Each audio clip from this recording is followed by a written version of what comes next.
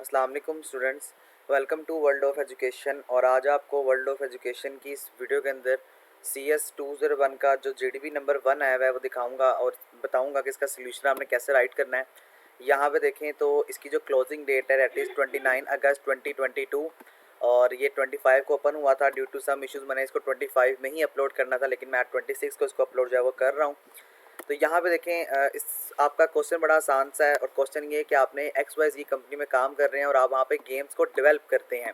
ये क्वेश्चन मैं आपको ऑलरेडी बता चुका हूँ कि जो आपकी असाइनमेंट्स हैं, क्विज़ेज़ हैं और GDBs हैं, इनका डायरेक्टली और इनडायरेक्टली लिंक आपके फाइनल टर्म की प्रिपरेशन के साथ भी होता है। तो तमाम तर बातों को गौर से समझिएगा। मेमोरी मैनेजमेंट में आपने करना ये है कि आप एक इंपॉर्टेंट फीचर पे जाते हैं कि जो कि वर्किंग करता है गेमिंग डेवलपमेंट पे, ठीक है। और आपने एक लार्ज एप्लीकेशन जो है वो क्रिएट करनी है जी। लार्ज एप्लीकेशन को क्रिएट करने के बाद आपने इस बात का भी ख्याल रखना है कि हमारी जो मेमोरी मैनेजमेंट है वो बड़े अच्छे तरीके से की जा सके।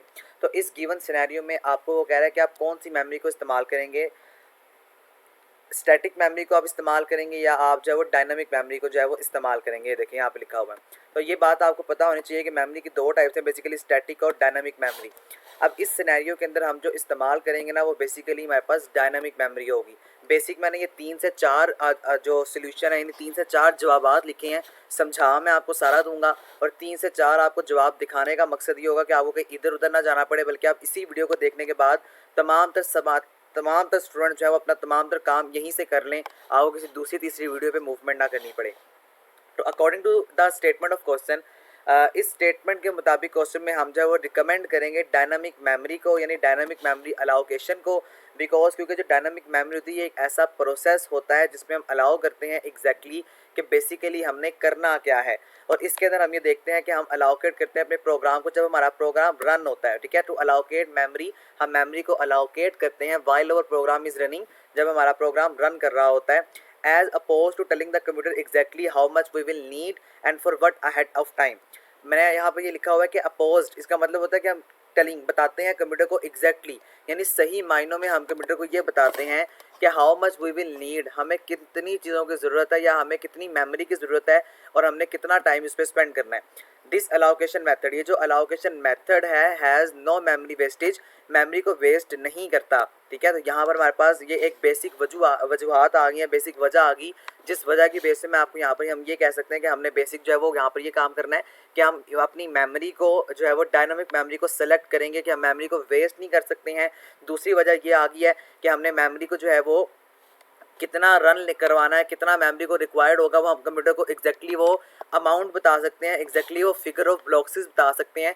और तीसरी हमारे पास जो वजह आता है या तीसरी जो वजह वो ये है कि memory location is done, memory जो है वो डन होगी जी रन टाइम के ऊपर, यानी जब हमारा प्रोग्राम रन होने लगेगा उस टाइम के ऊपर हम मेमोरी को रन करेंगे और मेमोरी का साइज़ हम बार बार, अच्छा ये चौथी वजह ये आ गई कि मेमोरी को हम बार बार चेंज भी कर सकते हैं। जिस तरह डायनामिक मेमोरी में हम जो है वो हीप से मेमोरी को गेट करते हैं, फ्री स्टोर से मेमोरी को गेट करते हैं।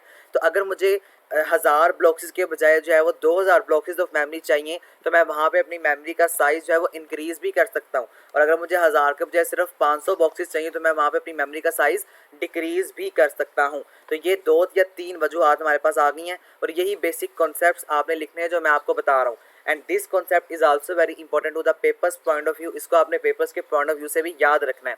इन द लास्ट वन, ये ना 3 बेसिकली जवाब हैं, 3 बेसिक जवाब का मतलब है ये जो पहला पैराग्राफ नज़र आ रहा है आपने इसको अपनी वर्डिंग में कर लेना है।